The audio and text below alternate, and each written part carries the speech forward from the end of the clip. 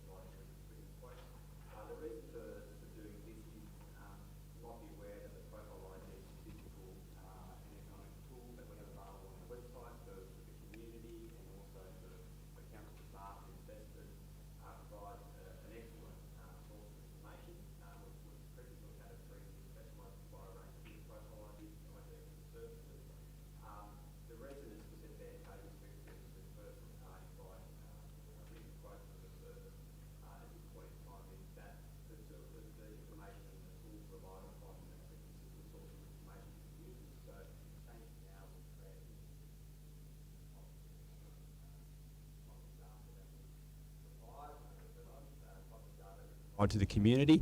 The tool's also a bit of a standard across local government in Australia. There's up to 250 other councils that use this, so it provides a consistent source of information that investors and the community can use across the country to compare our regions when they're looking at the numbers. So that's the reason for seeking the resolution today.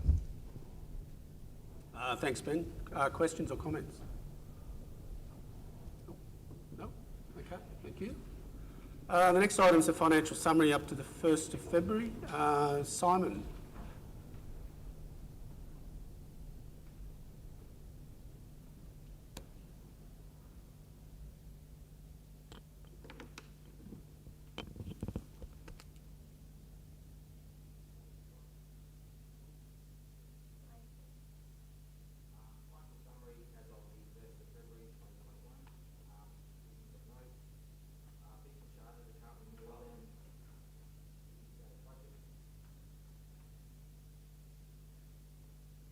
Fees and charges are currently more than the year-to-date budget.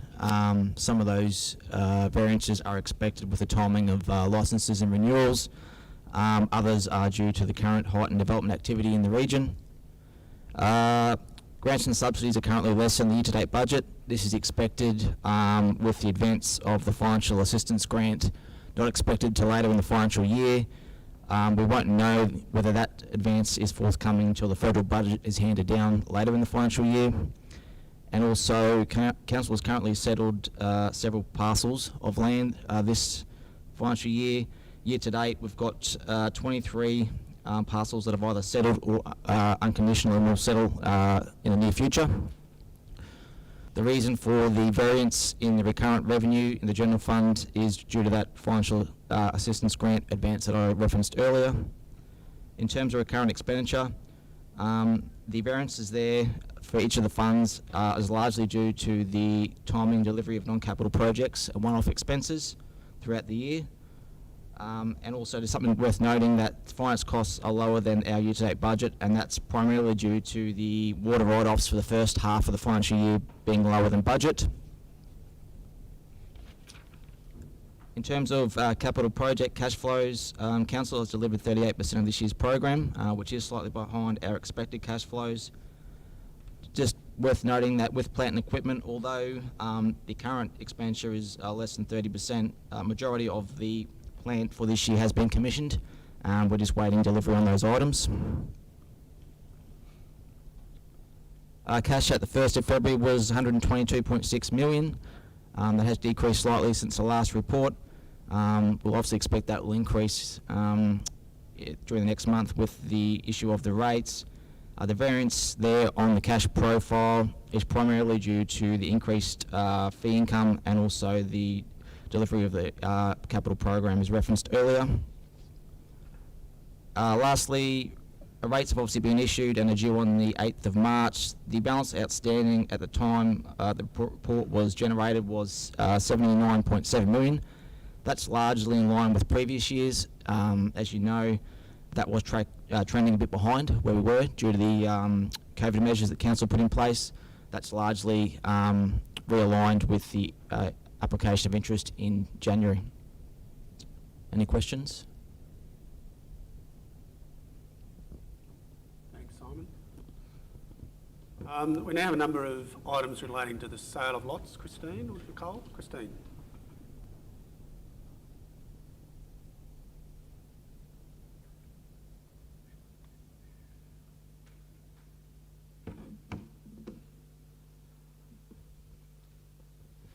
Good morning, councillors.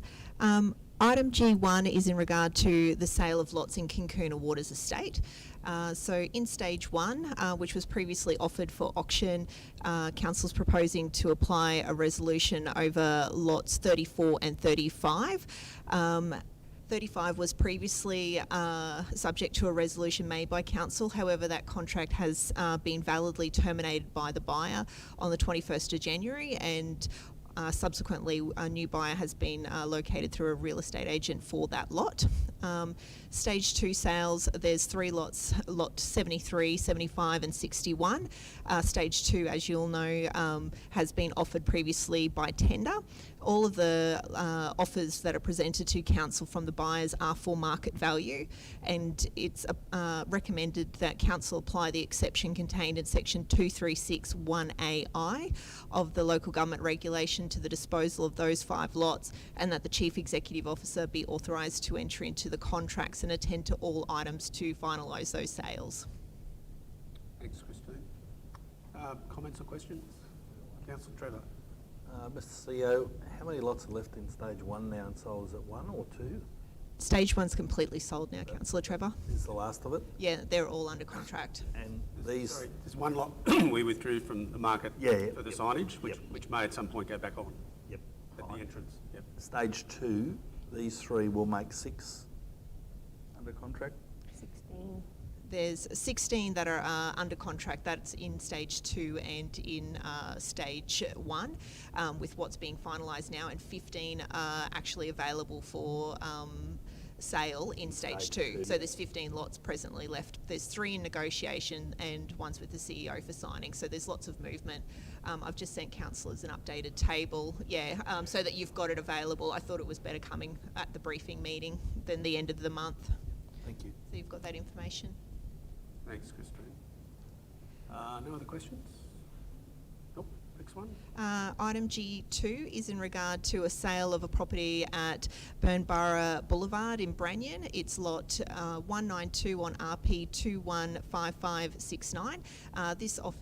This property's previously been offered through tender or auction, and council's received an offer to purchase that property from a buyer. It is for market value. Again, this is another property that was previously subject to a resolution. However, that contract was validly terminated by the buyer in January, and a subsequent buyer has been located from a real estate agent. So it's recommended that council apply the exception contained in section 2361AI of the local government regulation, and that the CEO be authorised to enter into the contract and attend to all items to finalise that sale. Thanks, Christine. Questions or comments? No. The next item is item G3. That's in relation to a sale in Heritage Oaks Estate in Childers. It's for lot 22. Those properties were previously offered by auction, and they were passed in some time ago, and an offer's been made to council for market value for the purchase of that property. And it's recommended again that the council apply the same section in section 236 of the local government regulation to the disposal, given that it's previously been offered through auction, and that the CEO be authorised to enter into a contract and attend to all items to finalise that sale. Thanks, Christine. Comments or questions? Another sale, councillors. Item G4 is the sale of lot 16 Abington Road, Abington.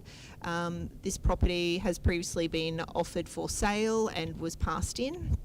And again, council's received an offer for market value for the sale of that property, and the same exception under the local government regulation is proposed, given that it's previously been offered again through auction or tender, and that the CEO be authorised to enter into the contract and finalise that sale of the property. Comments or questions? No? Thank you. Thanks, Christine. Stuart.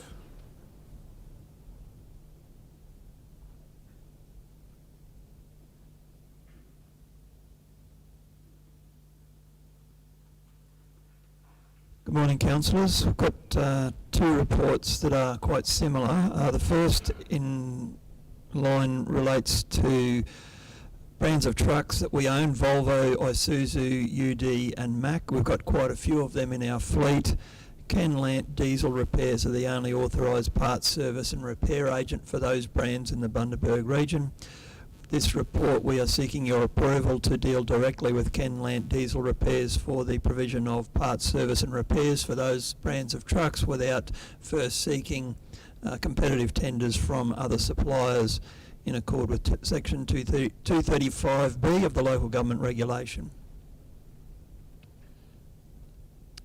Any questions? No?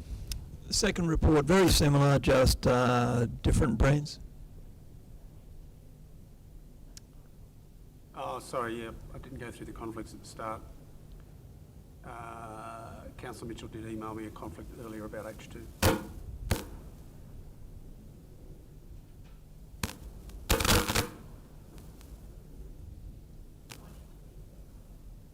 No, not at briefing.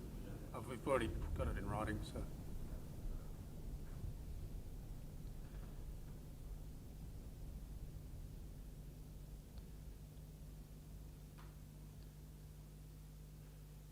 So, councillors, this report's very similar in nature to the previous one, slightly different though in that for Hino trucks we previously had an arrangement for Wideland Group to be the service agent, but now Baldry Kemp Diesel has been appointed as the local rep.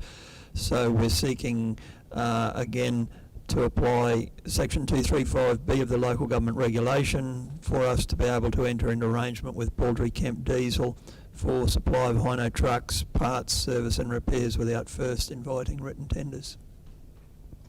Thank you, Stuart. Councillor McPhee. Quick question. Are we switching to those, Stuart, because they are local and obviously it's going to save money not having to drive them?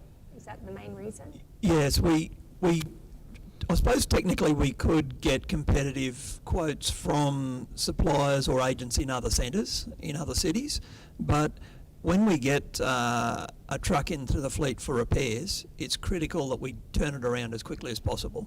So we really need a local agent, someone who can just down the road that we can deal with straight away, as well as being local by. Yeah. But time is critical in these cases.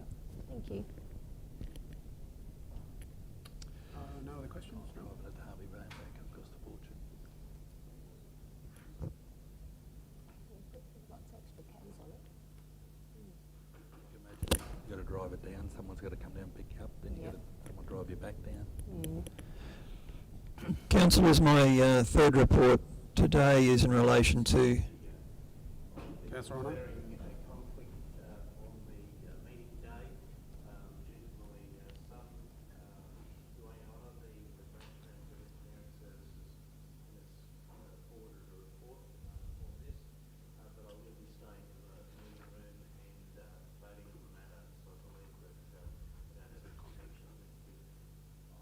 Thanks, Councillor Honour.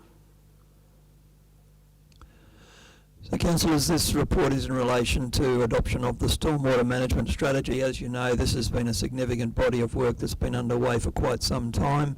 We recently proposed going out to consultation with the community on a draft of the strategy.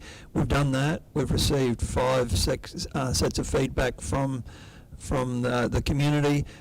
We've considered each of those submissions and we've proposed responses that are in the report for your consideration to each of those submissions.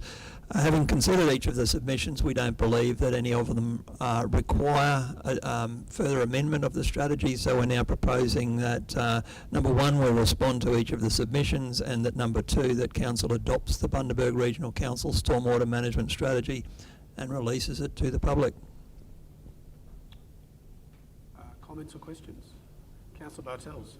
With the stormwater management strategy, it doesn't include any of those changes to the flood mapping areas as reserved to council to ask consultation. No, this, no it doesn't, is the short answer. Any other comments or questions? No? Thanks, Stuart. Next item is a lease. Christine.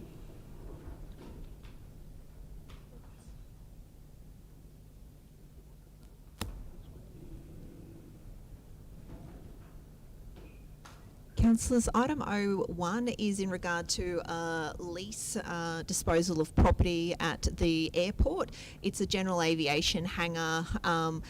Clack and Longmuir are the proposed tenant. It's proposed to enter into a new lease for a 5-year term with a further 5-year option. Rent is at market value, and it's proposed that the lease be subject to 3% increases. The remainder of the terms will be on council's standard lease document. Given that the lease is already with the existing tenant, it's proposed to apply the exception to the auction or tender requirement under the section 2361C3 of the local government regulation, given that it's a renewal of a lease to an existing tenant. Any comments or questions? Councillor Haverman. Not yet until... No, we'll finish that one. Okay, Councillor Haverman's got a conflict in the next one.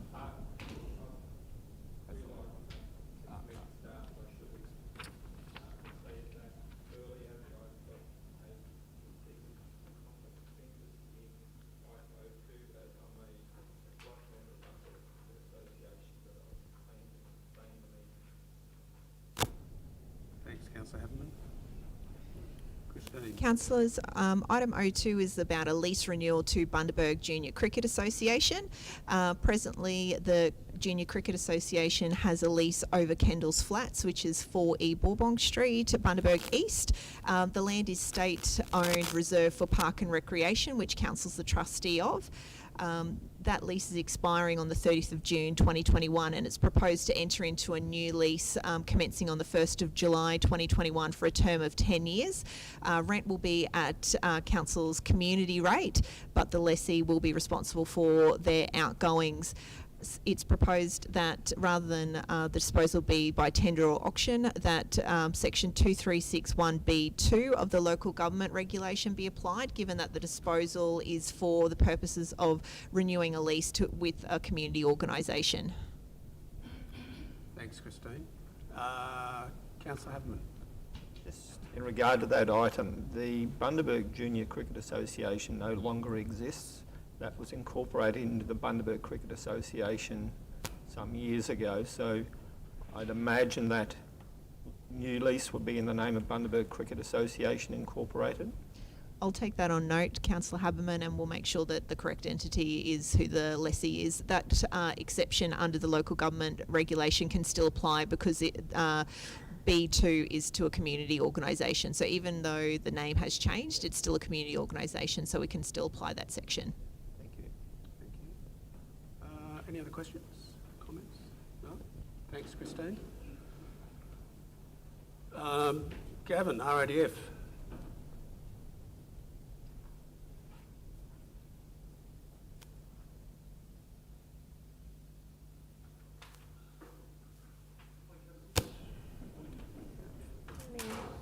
Dealing with item 03, Regional Arts Development Fund. As council is aware, RADF is jointly funded between us and state government, and usually works on what we've asked is actually work on a calendar basis. Because of COVID last year, we were restricted in regards to issuing rounds because nothing could effectively happen in that space. So recently opened up a round. with it closing early this year. We received 4 grant applications under that round, and effectively the committee have assessed those and have recommended that 2 be approved. They are the City of Bundaberg Drum Corps for effectively their 65th anniversary, and Bundaberg Region Limited, which is Bundy Tourism, for a project that they're proposing to put on, which is found in the sand. They're also seeking funding through another source from Queensland Government, so the RADF funding is contingent on them being successful with that state government funding. If they're unsuccessful, then the RADF grant will fall away. Happy to take any questions if there are any. Thanks, Gav. Any questions or comments? Nope. And the next one, Councillor McPhee wants to declare an interest. Oh, yeah, so I have a declarable interest. It's a longbow, but I'm just thought it would be best. So in this tender consideration plan, it does talk about food and beverage services, and so I just wanted to declare that possibly one day in the future we may quote on a event or job that, but I will be choosing to stay in the room. Thank you. Thank you. Thank you, Councillor. So item R4, Arts and Cultural Services tender consideration plan. I might do just a bit of an explanation about what that means. Effectively under Council's procurement policy, where we have any items above $2,000, officers are required to get quotes. Because of the specialist nature of arts and culture, so probably a classic example is the recent photographic exhibition. There's no ability to get a quote from another supplier for that particular service. And similarly with most things that happen in arts and cultural services, we've got an artist who wants to put something on, there might be some payment for that, and it's not possible to get other quotes. So effectively what this tender consideration plan is doing is still working within the parameters of our procurement strategy, but allows the flexibility for operational effectiveness of them being not required in some cases, and they're sort of highlighted within this report to have to go out and get further quotes. So we've gone through this process to ensure that there's still probity in the process, work with the Council's procurement section to ensure that we're not avoiding or making sure we're still getting value for money, but it just frees up and operationally makes it a little bit easier for the staff in that area to deal with when they tend to have specialist suppliers and they can't achieve that requirement for multiple quotes. So I'm happy to take any questions if there are any. Thanks, Gav. Questions or comments? Nope. Thank you. We do have a late item which we've just distributed in hard copy for another specialised supplier. Stuart, are you going to do that one?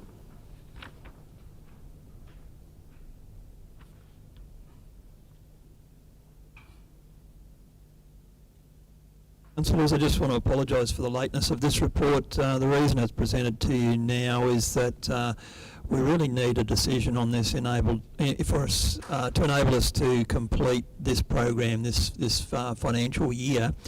The background is that we've tried to keep a consistent style of bus shelter in the CBD area from an aesthetics and practical point of view. There is one supplier of the style that we're currently using, which is Gossi Park and Street Furniture. We're proposing to enter into an arrangement with them as a specialised supplier rather than inviting quotes from other suppliers in order to keep that consistent presentation.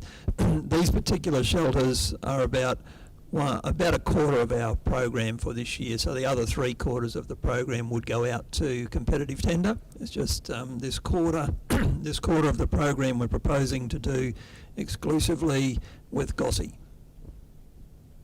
Thanks, Stuart. Questions or comments? Councillor Honour.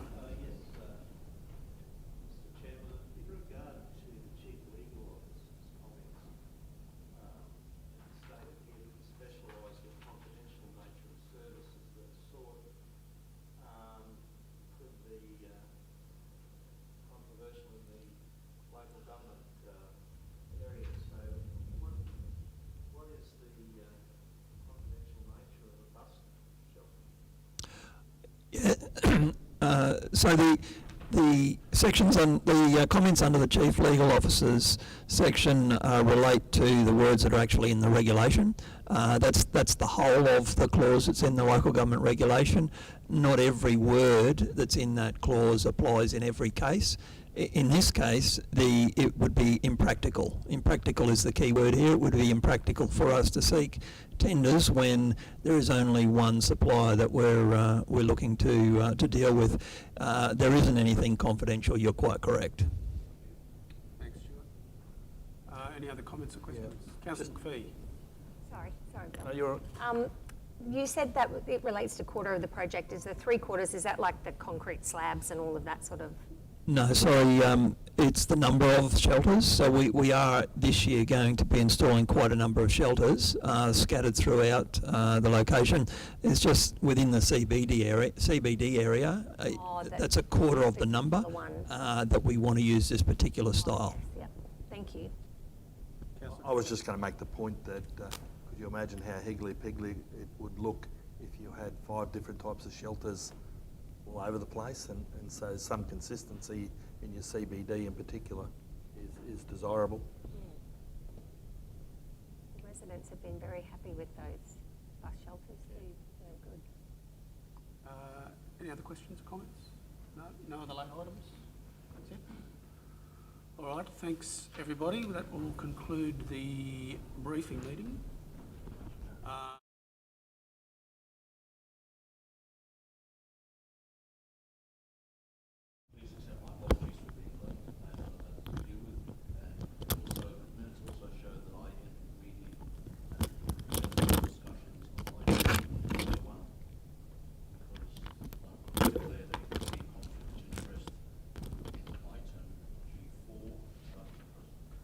Okay, so noted, thank you. And you'd already given advance notice of that, so